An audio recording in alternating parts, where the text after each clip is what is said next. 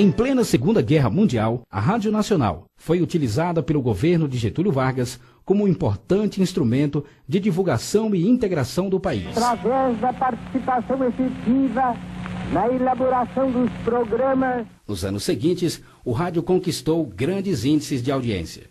Amigo ouvinte, aqui fala o repórter Esso, testemunho ocular da história.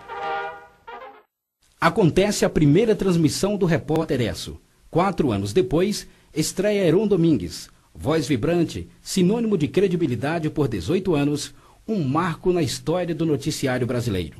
A Rádio Nacional do Rio de Janeiro foi a primeira emissora do Brasil a organizar uma redação própria para noticiários, com rotina de um grande jornal diário, e a implantar o sistema de lead radiofônico, resumo das principais notícias, que hoje é chamado de escalada.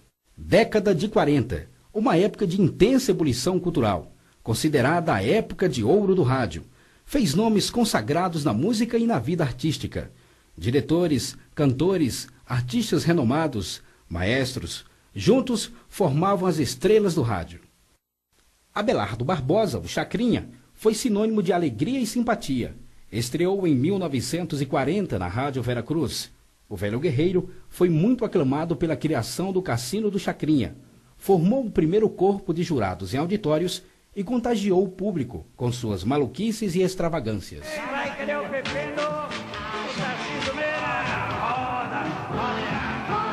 Chico Anísio também iniciou sua carreira no rádio, como quase todo profissional da época.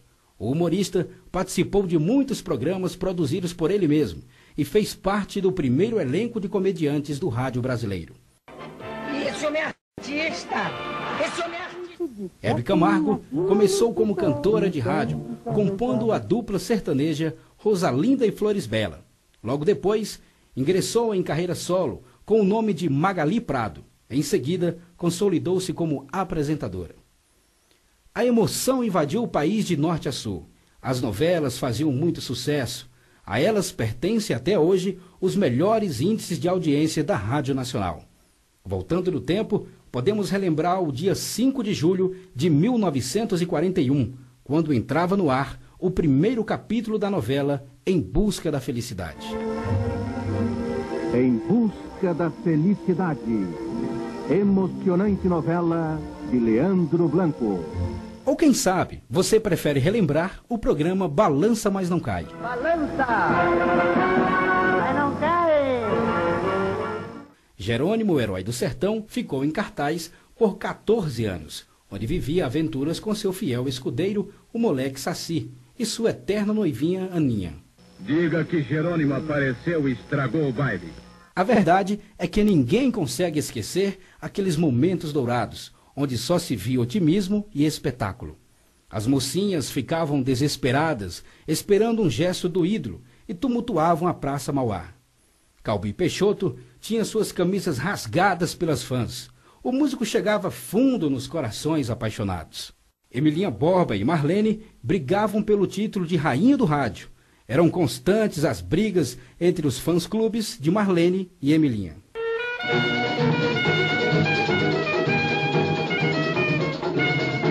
Silvio Santos estreou no rádio na década de 50, onde se consagrou no programa Manuel de Nóbrega, da Rádio Nacional de São Paulo, tornando-se depois proprietário da segunda maior rede de TV do país.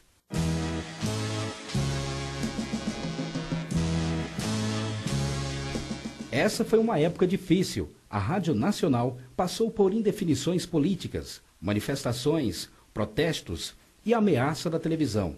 Mas tudo isso foi superado com alegria e sucesso. A Rádio Nacional continua.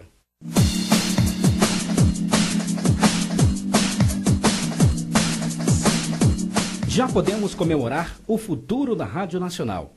Por meio de um convênio entre a Radiobras e a Petrobras, foram destinados recursos de R$2 milhões e com isso, a Rádio Nacional do Rio de Janeiro ganha cara nova. Um estúdio à altura de sua história, com equipamentos modernos, dependências futuristas e arrojadas. A empresa Radiobras tem a rádio e TV nacional consolidadas, oferecendo ao seu público mais qualidade e mais opções em sua programação. O público tem ao seu alcance música, teatro, cinema, entretenimento, educação, documentários, jornalismo, entrevistas e debates. Tudo isso para levar a cultura a todo o Brasil, unindo o povo pela língua portuguesa, por seus costumes e credos, deixando vivo o sonho de Roquete Pinto. Falar de rádio para mim é um veículo que eu sou apaixonado desde adolescente, né? Foi criado com uma coisa que o pessoal hoje não está acostumado não conhece, que se chama egoísta. O que seria o pioneiro dos fonezinhos de ouvido, você colocava para ouvir rádio. Então, sempre ouvi futebol no rádio, ouvia partidas de basquete no rádio e sempre gostei muito.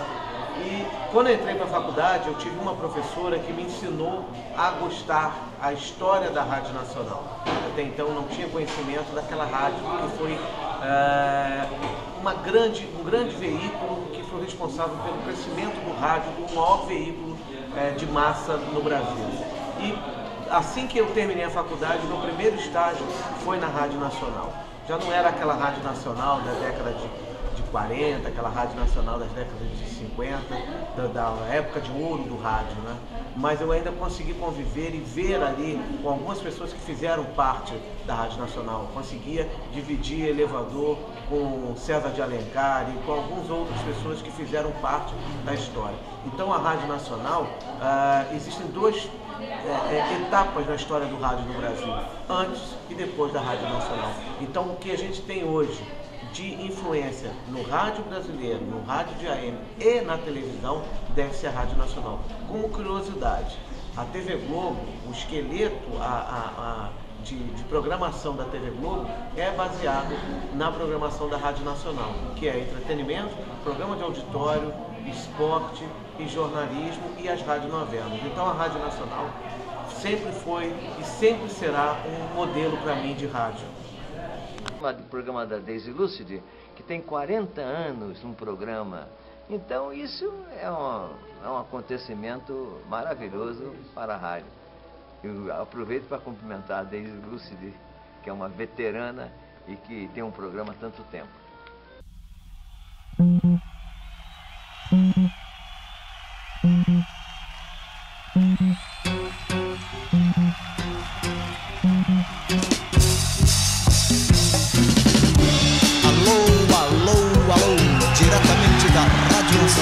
Temos o prazer de apresentar A Felicidade Bate à Sua Porta.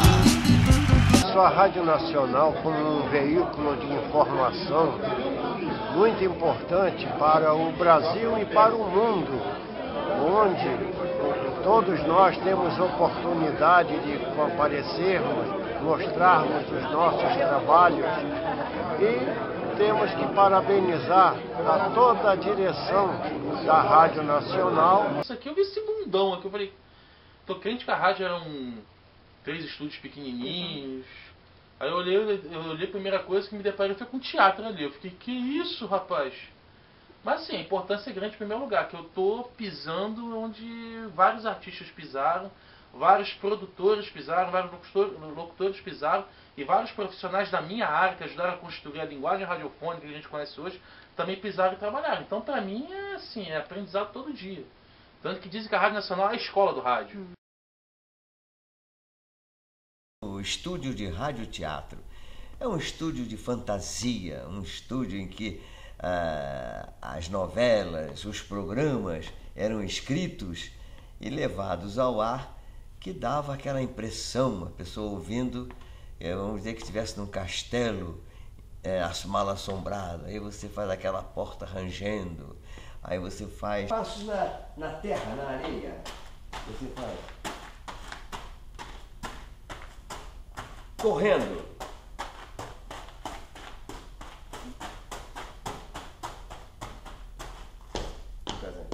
batida na porta.